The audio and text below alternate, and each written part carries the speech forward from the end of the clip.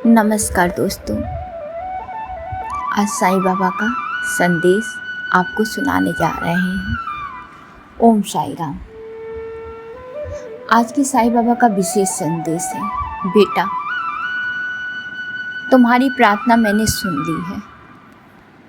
साईं बाबा कहते हैं तुम्हारी ज़िंदगी में जो दर्द है वो हमेशा के लिए नहीं आया है। जिस तरह रात कितनी भी लंबी हो, सूरज को आने में कोई रोक नहीं सकता, उसी तरह तुम्हारे जीवन की खुशियों का सूर्योदय निश्चित है। तुम बार बार सोचते हो कि मेरी इच्छा कब पूरी होगी, मेरी समस्या कब खत्म होगी, लेकिन मैं कहता हूँ धैर्य रखो। जिस फल को पकने में समय लगता है वो सबसे मीठा होता है। आज जो व्यक्ति ये संदेश सुन रहा है और किसी चिंता, बीमारी, कर्ज, बेरोजगारी, पारिवारिक कलह या मन की पीड़ा से गुजर रहा है, वो निराश ना हो, मैं उसके साथ हूँ। जब सब रास्ते बंद दिखाई दें तो मेरा नाम लेकर आगे बढ़ो। मैं ऐसा मार्ग खोल दूंगा जिसकी कल्पना भी तुमने नहीं की होगी। तुम्हारी इच्छाएं तभी पूरी होगी जब तुम्हारा विश्वास परिस्थितियों से बड़ा होगा। श्रद्धा और सबरी मत छोड़ो। याद रखो, मैं तुम्हें कभी खाली हाथ नहीं लौटाता। कभी तुरंत देता हूँ तो कभी समय आने पे देता हूँ, और कभी उससे भी बेहतर देता हूँ जिसकी तुमने कल्पना भी नहीं की होती है। बस मुझ पर विश्वास रखना सीखो। जिस बात के लिए तुम रो रहे हो सकता है वही तुम्हें उस मंजिल तक पहुंचा रही हो जिसके लिए तुम बरसों से प्रार्थना कर रहे हो। इसलिए साईं बाबा हमेशा कहते हैं, हर बंद दरवाज़ा तुम्हारे खिलाफ नहीं होता। कुछ दरवाजे इसलिए भी बंद होते हैं ताकि तुम गलत रास्ते पे मत चले जाओ। आज तो इंतज़ार तुम्हें भारी ज़रूर पड़ रहा हो, पर कल वही तुम्हारे लिए सबसे बड़ी सुरक्षा साबित होगी।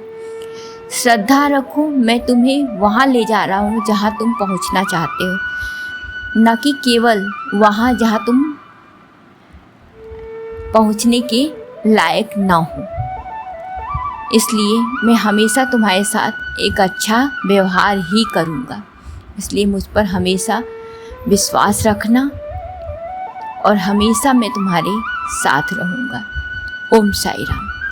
ये था साईं बाबा का आज का संदेश। अब हम साईं बाबा की एक अनोखी कथा, थोड़ी लंबी है पर सत्य और प्रतिष्ठा के लिए है, आप लोग ज़रूर सुनिएगा। ये पूरी कहानी स्किप मत करिएगा, क्योंकि ये साईं बाबा हो सकता है ये रहस्यमयी कहानी आप तक पहुंचाना चाहते हैं। स्टेशन नंबर 7 और रुकी हुई घड़ियों का रहस्य। ओम साई राम। कहा जाता है कि साईं बाबा अपने भक्तों तक पहुंचने के लिए हमेशा चमत्कार का सहारा नहीं लेते। कभी कभी वे एक विचार बनकर आते हैं, कभी कभी एक अनजान मुसाफिर बनकर, कभी किसी की कही हुई बात बनकर, तो कभी किसी के लिए संकेत बनकर, जिन्हें समझने में बरसों लग जाते हैं। आज की कहानी भी एक ऐसी रहस्य की कहानी है, एक ऐसा रहस्य जिसने एक आदमी की नहीं बल्कि पूरे शहर की ज़िंदगी बदल दी। यह कहानी है विवेक की, और एक ऐसे रेलवे स्टेशन की जहां कोई ट्रेन रुकती थी, फिर भी हर शुक्रवार वहां कोई न कोई उत्तर जरूर मिलता था। 5 साल पहले बारिश की एक शाम थी। आसमान में काले बादल छाए हुए थे, सड़कें भीगी हुई थी। विवेक और उसका सबसे अच्छा मित्र रोहित शहर के एक छोटे से चाय के ढाबे पर बैठे थे। दोनों बचपन के दोस्त थे, दोनों ने साथ पढ़ाई की थी, साथ सपने देखे थे, साथ संघर्ष भी किया था। लेकिन उस दिन रोहित कुछ अलग लग रहा था। उसकी आंखों में अजीब सी गहराई थी, जैसे वो कोई ऐसी बात जानता है जो कोई नहीं जानता। चाय खत्म होने के बाद रोहित अचानक बोला, विवेक, अगर कभी ज़िंदगी में ऐसा लगे कि सब खत्म हो गया है तो स्टेशन नंबर 7 पर जाना। विवेक हंस पड़ा। कौन सा स्टेशन नंबर 7? रोहित मुस्कुराया। जब समय आएगा तुम खुद ढूंढ लोगे। विवेक ने बात को मजाक समझ के टाल दिया था। उसे क्या पता था कि ये शब्द उसकी ज़िंदगी भी बदल सकती है। 3 दिन बाद एक भयानक सड़क दुर्घटना हुई और रोहित इस दुनिया से चला गया। सब कुछ अचानक हुआ, इतना कि विवेक को विश्वास ही नहीं हुआ। जिस दोस्त के साथ उसने जीवन के सपने देखे अब नहीं रहा। दिन बीतता गया, समय बीतता गया, महीने बीतते गए, साल बीतते गए, लेकिन विवेक उस डर से बाहर नहीं निकल पाया। उसे लगता था उसकी ज़िंदगी वहीं रुक गई है। वह काम पर जाता, लोगों से बात करता, हंसने की कोशिश करता, लेकिन भीतर से वो पूरी तरह से टूट चुका था। एक रात करीब 2 बजे विवेक की आंख अचानक खुल गई और उसके कानों में वही शब्द गूंजने लगे। अगर कभी ज़िंदगी में अंधेरा लगे तो स्टेशन नंबर 7 पर जाना। रोहित की आवाज़ जैसे कमरे में गूंज रही थी। विवेक बिस्तर पर बैठ गया। उस रात उसे नींद नहीं आई। सुबह होते ही उसने शहर के पुराने रेलवे रिकॉर्ड खंगालने की शुरू की। कई दिनों की खोज के बाद एक अजीब जानकारी मिली। शहर के लगभग 25 किलोमीटर दूर एक पुराना बंद रेलवे स्टेशन था, जिसे कभी लोग स्टेशन नंबर 7 कहते थे। शुक्रवार की रात विवेक अपनी बाइक लेकर उस स्टेशन पर पहुंचा। चारों तरफ सन्नाटा था। टूटी हुई बेंचें, जंग लगे हुए बोर्ड और हवा की आवाज़। वहाँ कोई नहीं था, कोई रोशनी नहीं, कोई इंसान नहीं, सिर्फ एक पुरानी लकड़ी की बेंच। विवेक वहाँ बैठ गया। 1 घंटा बीत गया, फिर दूसरा, कुछ नहीं हुआ। फिर वह उठकर वापस जाने लगा, लेकिन तभी उसकी नज़र बेंच पर पड़ी। वो चौक से कुछ लिखा था, आज किसी ऐसे व्यक्ति की मदद करो जो तुम्हारा नाम भी जानता हो। विवेक हैरान रह गया। यह किसने लिखा है? अभी तो यहाँ कोई नहीं था। उसने आसपास देखा, कोई नहीं। पूरा स्टेशन खाली था। वो चुपचाप घर लौट आया। अगले दिन ऑफिस जाते ही उसने सड़क के किनारे एक वृद्ध व्यक्ति को गिरा हुआ देखा। लोग गुजर रहे थे, कोई नहीं रुका। विवेक भी आगे निकल गया, लेकिन उसे अचानक स्टेशन का संदेश याद आ गया। उसने बाइक रोकी, वापस गया और उस बुजुर्ग को अस्पताल पहुंचाया। बुजुर्ग ने केवल इतना कहा, बेटा भगवान तुम्हारा भला करे। उस दिन बरसों बाद विवेक के मन को जैसे शांति मिली हो। अगली सुबह फिर वो स्टेशन पहुंचा। इस बार वो उत्सुक था कि क्या फिर कोई संदेश मिलेगा। वह उसी बेंच पर बैठ गया। करीब आधी रात को उसने देखा, बेंच पे एक नया वाक्य लिखा था, जिससे नाराज हो उसे मन ही मन माफ कर दो। विवेक के मन में तुरंत एक व्यक्ति का चेहरा आया, उसका पुराना बिजनेस पार्टनर, जिससे उसका बरसों पुराना विवाद चल रहा था। अगले दिन उसने उसे फ़ोन किया। पहले तो दोनों चुप रहे, फिर विवेक बोला, जो हुआ उसे यही ख़त्म करते हैं। फ़ोन की दूसरी तरफ कुछ सेकंड सन्नाटा रहा, फिर आवाज़ आई, मैं भी यही चाहता था। बरसों की दुश्मनी को अब ख़त्म कर देना चाहिए। और उसी क्षण विवेक के भीतर एक जैसे बोझ सा उतर गया हो। फिर वो तीसरे दिन शुक्रवार को ही रात को वहाँ पहुँचा। आज किसी की पूरी बात सुनना बिना सलाह दिए। उसे यही लिखा हुआ वो बेंच पर मिला। विवेक को यह संदेश थोड़ा अजीब लगा, लेकिन उसने पालन किया। उसी सप्ताह ऑफिस के कर्मचारी उसके पास आया। वो बहुत परेशान था। विवेक ने केवल उसकी बातें सुनी, बीच में टोका नहीं, उपदेश नहीं दिया। और जाते समय वह व्यक्ति बोला, सर धन्यवाद, मुझे किसी की सलाह नहीं, बस किसी को सुनने वाले की ज़रूरत थी। उस दिन विवेक को कुछ नया सीखा और उसके मन को बड़ी ही शांति मिली। लगातार कई हफ्तों तक नए संदेश आते रहे, लेकिन एक बात समझ नहीं आ रही थी, संदेश लिखता कौन था। स्टेशन बंद था, कोई आता जाता नहीं था। फिर हर शुक्रवार नया संदेश कैसे दिखाई देता।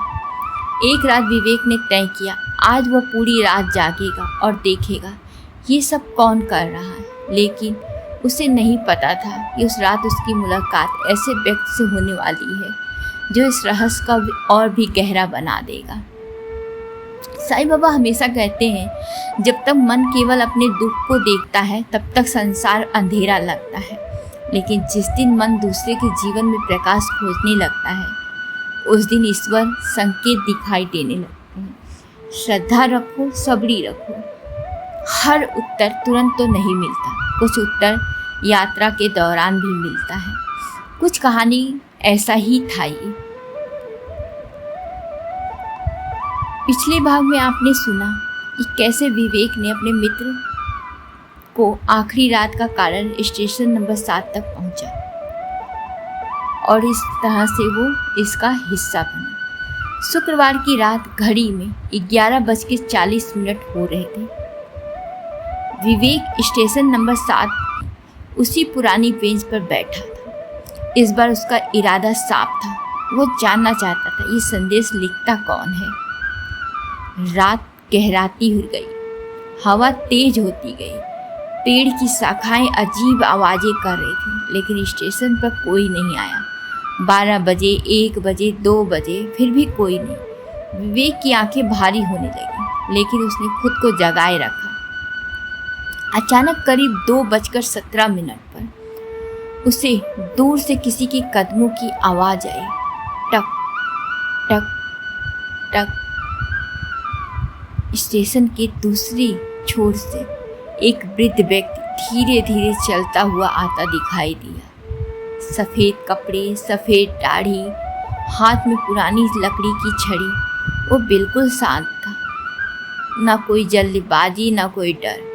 वृद्ध सीधे बेंच के पास आया, विवेक के पास खड़ा। उसने पूछा, बाबा आप कौन हैं? वृद्ध मुस्कुराए, फिर बोले, तुम 5 साल से उत्तर खोज रहे हो, लेकिन क्या तुम प्रश्न जानते भी हो? विवेक चौंक गया।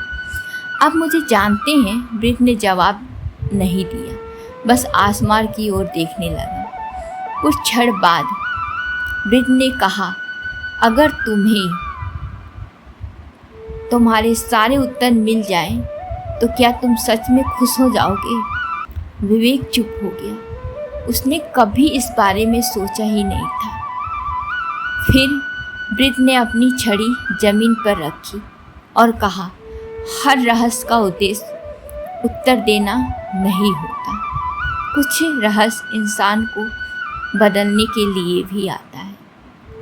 विवेक कुछ और पूछ पाता, उससे पहले अचानक तेज हवा चली। उसने एक पल के लिए आंखें बंद की और जब आंख खोली तो वृद्ध वहाँ था ही नहीं। पूरा स्टेशन खाली। विवेक ने घबरा कर चारों ओर देखा, तब उसकी नज़र फिर बेंच पर पड़ी। वहाँ नया संदेश लिखा था, समय को मत खोजो। समय क्या सिखा रहा था उसे खोजो। इस बार लिखावट पहले से अलग थी, जैसे किसी ने अभी अभी लिखा हो। अगली सुबह शहर में एक अजीब खबर फैल गई। कई लोगों की घड़ियां अचानक रुक गई थी। महंगी घड़ियां, नई घड़ियां, दीवार की घड़ियां, हाथों की घड़ियां, सब लोग परेशान थे। कोई कारण समझ नहीं आ रहा था। शहर के पुराने बाजार में एक छोटी सी दुकान थी। दुकान का नाम था मोहन टाइम हाउस। उसका मालिक था मोहन। मोहन लगभग 55 साल का था, शांत स्वभाव, कम बोलने वाला। बरसों से घड़ियां ठीक कर रहा था। उस दिन उसकी दुकान पर भीड़ लग गई। लोग अपनी रुकी हुई घड़ियों को लेकर आने लगे। मोहन ने पहली घड़ी खोली, सब कुछ सामान, कोई खराबी नहीं, लेकिन अंदर कुछ ऐसा था, सब चौंका दिए। घड़ी के अंदर एक छोटी सी कागज़ की पर्ची रखी हुई थी। उस पर लिखा था, तुम समय के पीछे भाग रहे हो, लेकिन समय तुम्हें पुकार रहा है। मोहन हैरान रह गया। उसने दूसरी घड़ी खोली, उसमें भी एक पर्ची थी। उस पर लिखा था, जिसे तुम टाल रहे हो वही तुम्हारा सबसे ज़रूरी काम है। तीसरी घड़ी, चौथी घड़ी, पांचवी घड़ी, हर घड़ी में अलग संदेश। शहर की चर्चा बढ़ती जा रही थी। कुछ दिनों में यह बात पूरे शहर में फैल गई। लोग घड़ियों की मरम्मत से ज़्यादा उनमें मिलने वाले संदेशों को आने लगे। किसी को मिला, अपने पिता को फ़ोन करो। किसी को मिला, माफ़ी मांगने में देर मत करो। किसी को मिला, जिसे तुम भूल चुके हो वह तुम्हें याद करता है। धीरे धीरे लोगों की ज़िंदगी भी बदलने लगी। एक दिन ऑफिस में किसी ने विवेक को बताया, सुना है शहर की घड़ियाँ रहस्यमयी संदेश मिल रहे हैं। विवेक का तो दिल जोर से धड़कने लगा। जैसे ही स्टेशन नंबर 7 याद आया, क्या वह दोनों घटनाएं एक दूसरे से जुड़ी हैं? क्या स्टेशन के संदेश और घड़ियों के संदेश में एक ही स्रोत आ रहे हैं? उसने तुरंत मोहन की दुकान जाने का फैसला किया। शाम को विवेक मोहन की दुकान पहुंचा। दुकान छोटी थी, लेकिन अंदर अजीब सी शांति थी। दीवार पे साईं बाबा की एक पुरानी तस्वीर लगी थी। मोहन एक पुरानी घड़ी ठीक कर रहा था। विवेक ने पूछा, क्या आप वही मोहन हैं जिनकी दुकान में पर्चियाँ मिल रही हैं? मोहन मुस्कुरा कर कहा, हाँ बेटा।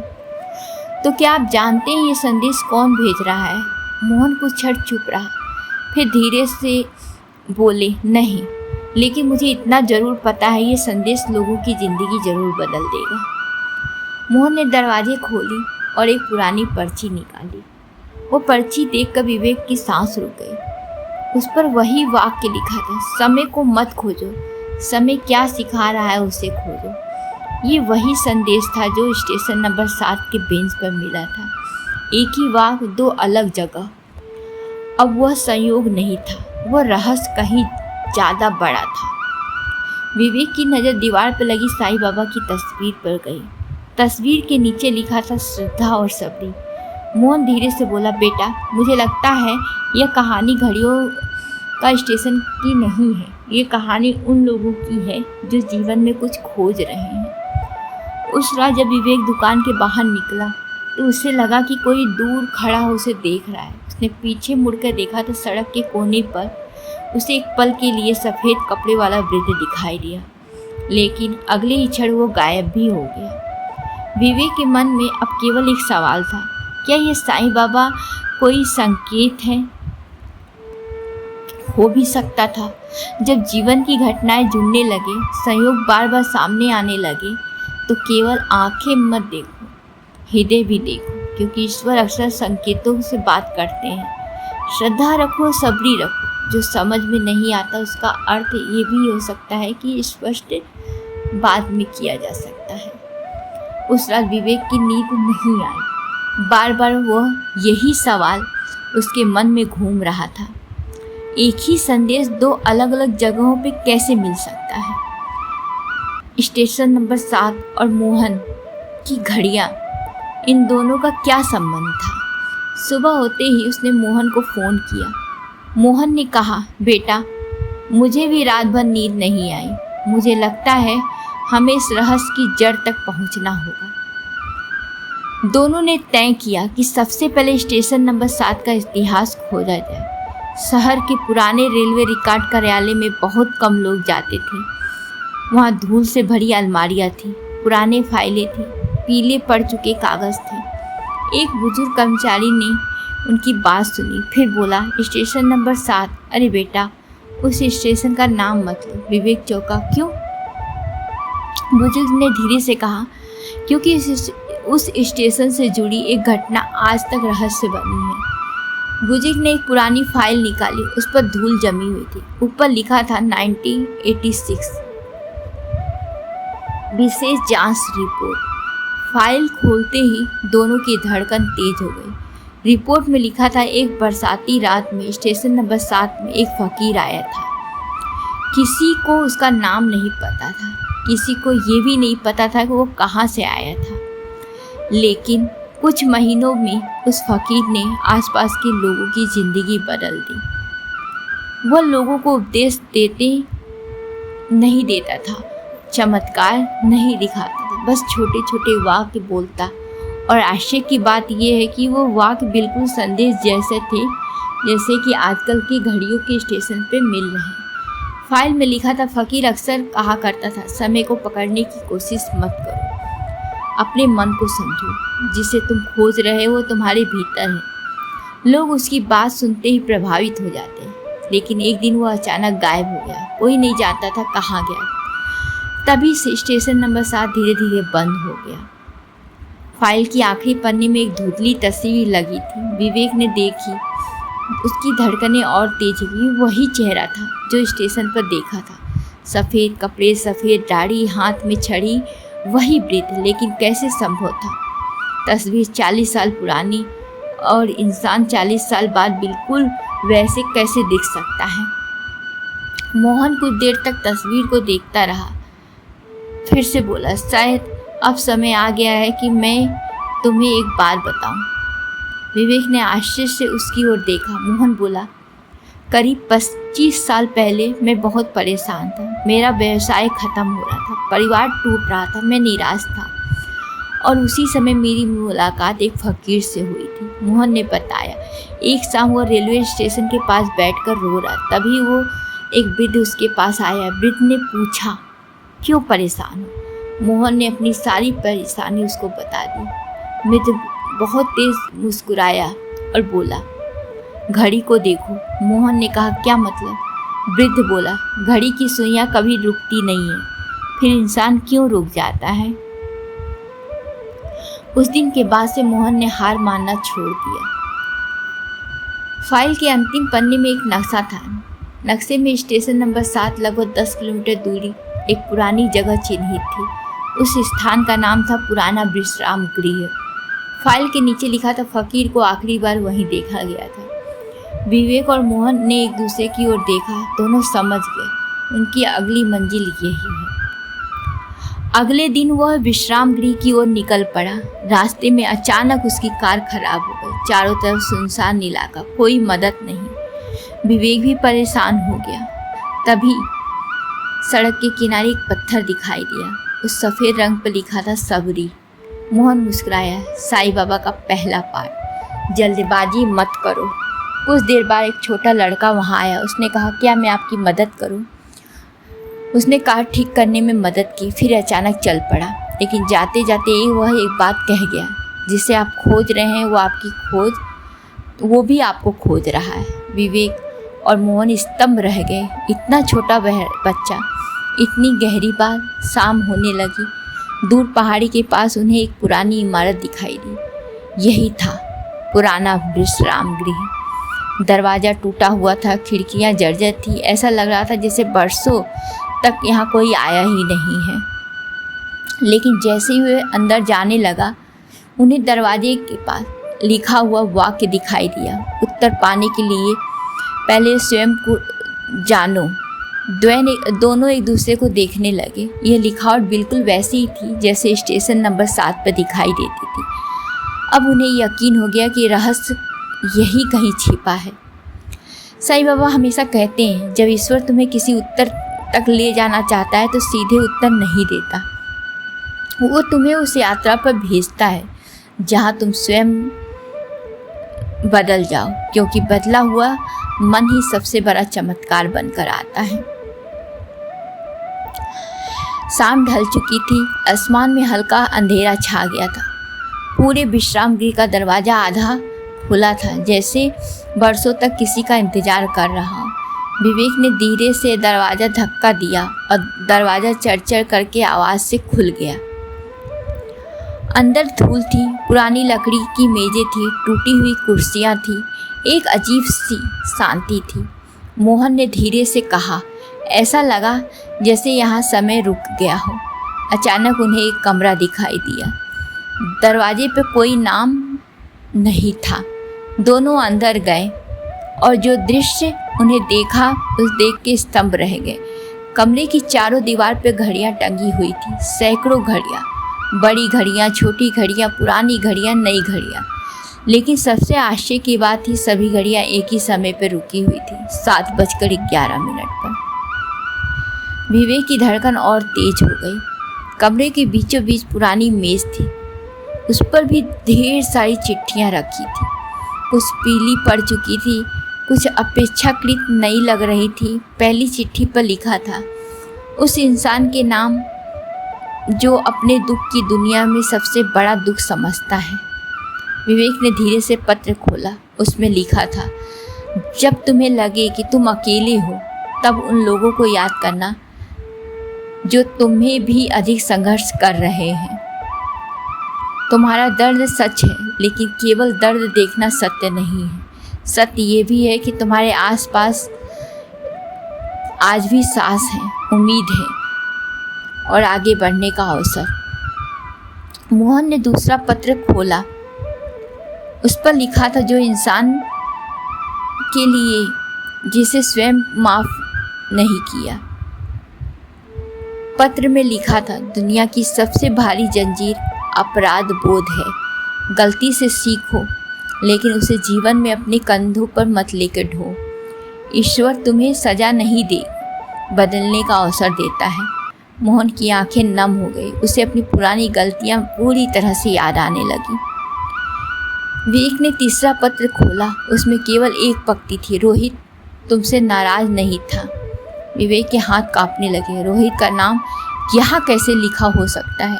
उसने कभी किसी को बताया नहीं अपने मृत्यु के बारे में। स्वयं दोषी को मानता है, लेकिन यह पत्र उसके मन को जानता था। उसी समय एक तेज हवा का झोंका आया।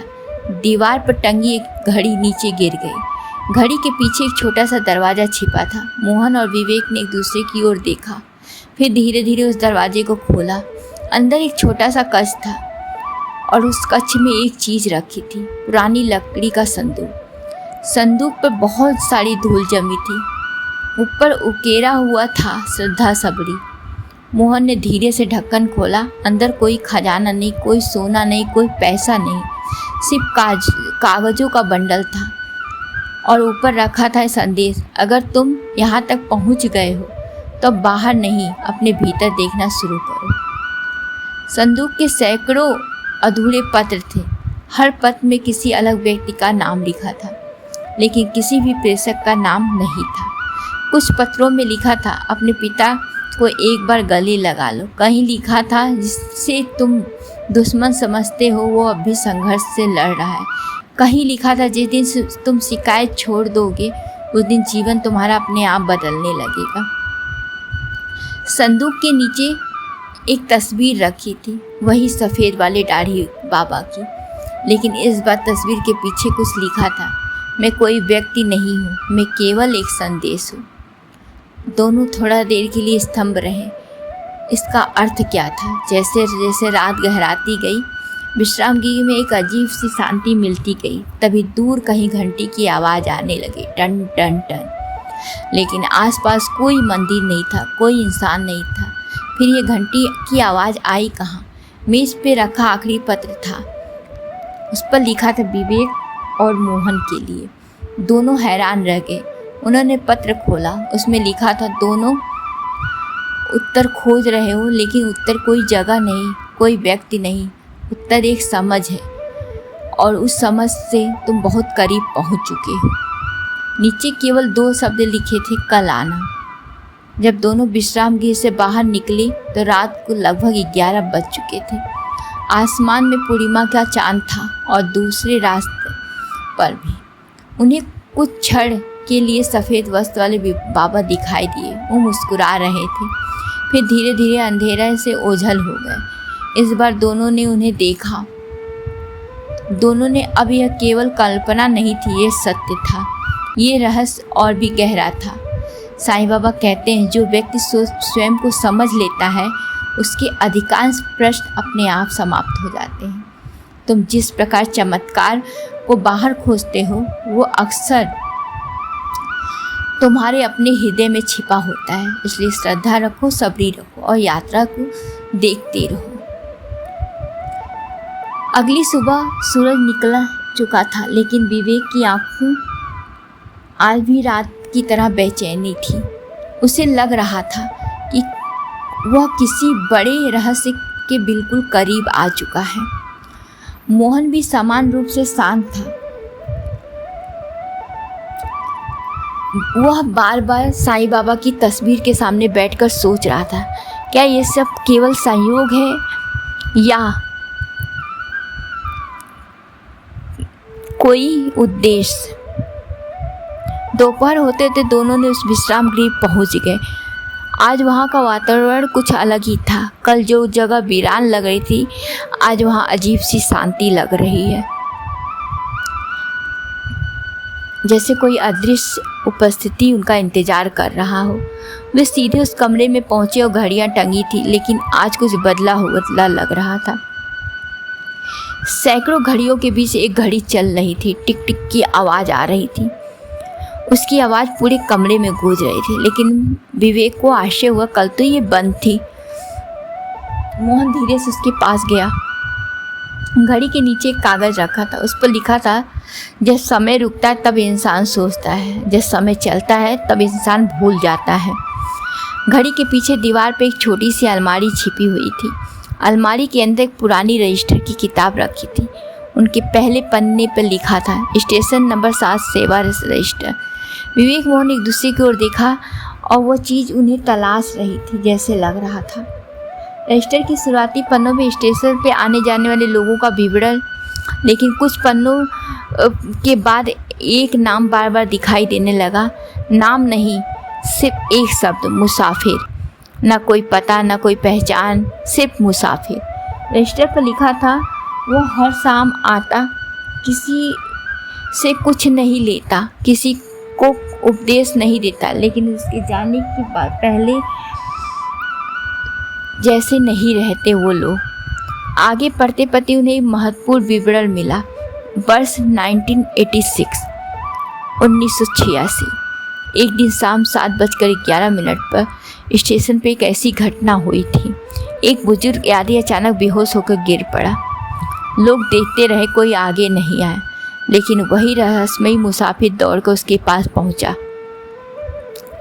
उसने उस व्यक्ति की मदद की, उसे पानी पिलाया, उसे अस्पताल पहुंचाया। उस दिन उसने लोगों को से केवल एक बात कही, समय वहीं रुक जाता है जब इंसानियत रुक जाती है। उस घटना के बाद उस स्टेशन पे मौजूद कई लोगों की घड़ियां देखी और आश्चर्य की बात यह थी कि उनमें से अधिकांश घड़ियां 7:11 पर रुक गई थी। लोग इस संयोग मानकर भूल गए, लेकिन कुछ लोगों को इस घटना का जीवन भर याद रहा, क्योंकि उसी दिन उसके जीवन की दशा बदल गई। रजिस्टर के अंतिम हिस्से में लिखा था, मुसाफिर कहा करता था, लोग चमत्कार ढूंढते हैं, लेकिन सबसे बड़ा चमत्कार किसी अजनबी का दर्द समझना। अगर तुम किसी को रोते व्यक्ति को उम्मीद देते हो तो वो सबसे बड़ी पूजा होती है। मोहन की आंखें भर आई। उसे याद आया कि बरसों पहले उस फकीर ने लगभग यही बात कही थी। रजिस्टर के बीच में एक मोड़ आया। पत्र लिखा था, जिस दिन यह पत्र पढ़ा जाए। विवेक ने धीरे से पत्र खोला। उसमें लिखा था, अगर तुम यहाँ तक पहुँचो तो समझ लो तुम उत्तर नहीं, स्वयं को खोज रहे हो।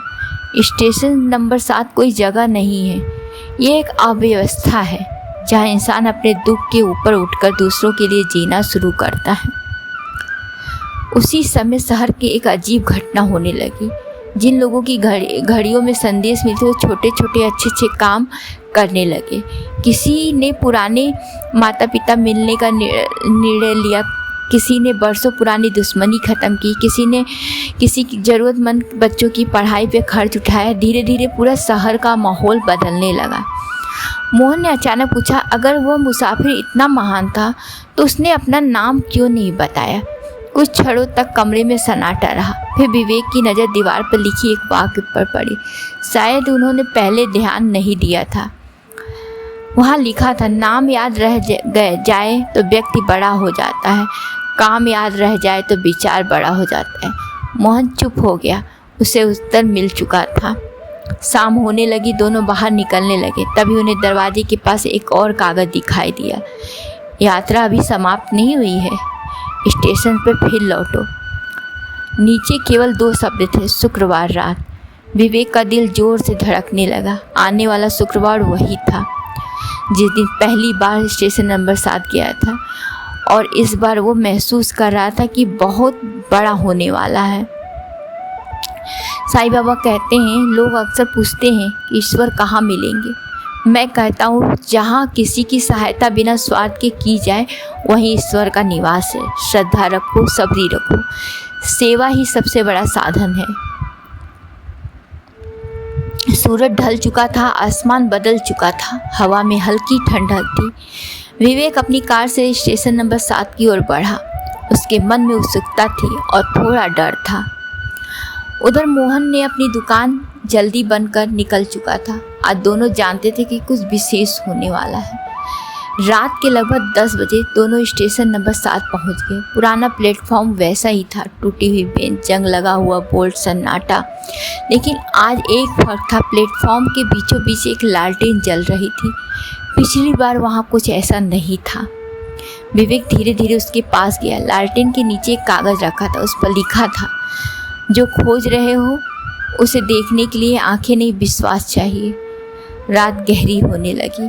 अचानक दूर से ट्रेन की सीटी सुनाई दी, लेकिन यह असंभव था। इस स्टेशन पर बरसों तक कोई ट्रेन आई ही नहीं थी। मोहन ने क्या तुमने भी सुना? विवेक ने सिर हिलाया। दोनों ने साफ साफ वो आवाज़ सुनी थी। फिर दूसरी बार सीटी सुनाई दी। इस बार तो स्पष्ट सही था। कुछ मिनट बाद दूर पटरियों में हल्की सी रोशनी दिखाई दी। ऐसा लगा जैसे कोई ट्रेन बहुत तेज़ी से आ रही है, लेकिन रेलवे रिकॉर्ड के अनुसार इस लाइन बरसों तक कोई ट्रेन चली ही नहीं। दोनों स्तंभ रह गए। रोशनी धीरे धीरे पास आई और फिर अचानक गायब हो गई। न कोई ट्रेन, न कोई आवाज़, केवल सन्नाटा। उसी समय प्लेटफॉर्म के दूसरे छोर पर एक आकृति दिखाई दी। सफ़ेद कपड़े, सफ़ेद दाढ़ी, हाथ में छड़ी। वही वृद्ध जिसे विवेक कई बार देख चुका है और जिसकी तस्वीर 40 साल पुराना फाइल में थी। इस बार मोहन भी उसे साफ देख रहा था। दोनों धीरे धीरे उसकी ओर बढ़े। वृद्ध मुस्कुराया और फिर बोला, तुम दोनों बहुत दूर से आए हो। विवेक ने कहा, आप कौन? वृद्ध मुस्कुराया, अगर मैं अपना नाम बता दूं तो तुम नाम में उलझ जाओगे, और अगर मैं अपना संदेश बता दूं तो शायद तुम्हारी यात्रा पूरी हो जाएगी। मोहन ने पूछा, क्या स्टेशन नंबर 7 का कोई सच और भी रहस्य है? वृद्ध प्लेटफॉर्म की ओर देखा, फिर बोला, हर इंसान की ज़िंदगी में स्टेशन नंबर 7 होता है। एक ऐसा समय जब उसे रोक कर स्वयं को देखना पड़ता है, जब उसे तय करना पड़ता है कि वो शिकायत करेगा या अपनी ज़िंदगी को बदलेगा। वृद्ध उन्हें प्लेटफॉर्म के पीछे एक पुराने कमरे तक ले गया। कमरा बरसों से बंद था, लेकिन आज उसका दरवाज़ा खुला हुआ था। अंदर 7 दीपक जल रहे थे। हर दीपक के नीचे एक शब्द लिखा था, श्रद्धा, सबरी, सेवा, क्षमा, करुणा, सत्य और प्रेम। वृद्ध बोले, यही 7 चीज़ स्टेशन नंबर 7 का रहस्य है। ये 7 दीपक जीवन का 7 मार्ग है। अचानक वृद्ध ने विवेक की ओर देखा, क्या तुम अभी भी रोहित के मित्र को दोषी मानते हो? विवेक की आंखें भर आई। बरसों से यही दर्द उसके भीतर था। वो धीरे से बोला, हाँ, अगर उस दिन मैं रोक लेता तो शायद वो बच जाता। वृद्ध ने शांत स्वर में कहा, तो तुम्हारे हाथ में नहीं था, स्वयं को देना अन्याय है। रोहित तुम्हारे याद में नहीं रुका है, फिर तुम क्यों रुक गए हो? विवेक रो पड़ा। बरसों बाद पहली बार उसके भीतर से बोझ हल्का हुआ हो। वृद्ध फिर बोला, मोहन की ओर देखा, और तुम अब भी उस गलती के लिए पछता रहे हो जो 25 साल पहले तुमसे हुई थी? मोहन चौंक गया। ये बात उसने कभी किसी को नहीं बताई। वृद्ध बोला, पछतावा तब तक उपयोगी है जब तक तुम उससे बेहतर बनाते, उसके बाद एक केवल बोझ बनकर रह जाता है। मोहन की आंखों में आंसू बहने लगे। तभी 7वां दीपक अचानक और तेज जलने लगा। उसके नीचे लिखा था, प्रेम। वृद्ध बोला, जब तक प्रेम नहीं होगा श्रद्धा अधूरी रहेगी, सेवा अधूरी रहेगी, जीवन भी अधूरा रहेगा। विवेक ने पूछा, क्या आप वही फ़कीर हैं जिसे 40 साल पहले लोगों ने देखा था? वृद्ध कुछ क्षण चुप रहे, फिर बोले, महत्व ये नहीं कि मैं कौन हूँ, महत्व ये है कि तुम कौन बन रहे हो। और यही कहते ही उन्होंने अपनी छड़ी ज़मीन पर रख दी। अचानक तेज हवा चली, कमरे के सातों दीपक एक साथ चमक उठे। कुछ ही क्षणों में पूरा कमरा रोशनी से भर गया। विवेक और मोहन अपनी आंखें ढक ली और जब उन्होंने फिर आंखें खोली तो वृद्ध वहाँ नहीं था। कमरा खाली था, केवल ज़मीन पे एक कागज़ था, उस पर लिखा था, यात्रा अभी और बाकी है, अब दूसरे के जीवन में प्रकाश बनो। साईं बाबा हमेशा कहते हैं, जिस दिन तुम अपने दर्द के ऊपर उठकर किसी के आंसू पोंछ लोगे, उसी दिन तुम समझ जाओगे श्रद्धा सभी केवल सब नहीं, जीने का मार्ग बताता है। इस तरह से इस कहानी का अभी आधा भाग खत्म हुआ है। अब हम कल के वीडियो में आगे की कहानी आपको सुनाएंगे। आपको ये कहानी कैसी लगी हमें कमेंट बॉक्स में ज़रूर बताएं और हम आगे की कहानी कल सुनाएंगे, इसका अगला भाग। आप मेरे चैनल को लाइक करें, सब्सक्राइब करें, वीडियो को शेयर करें।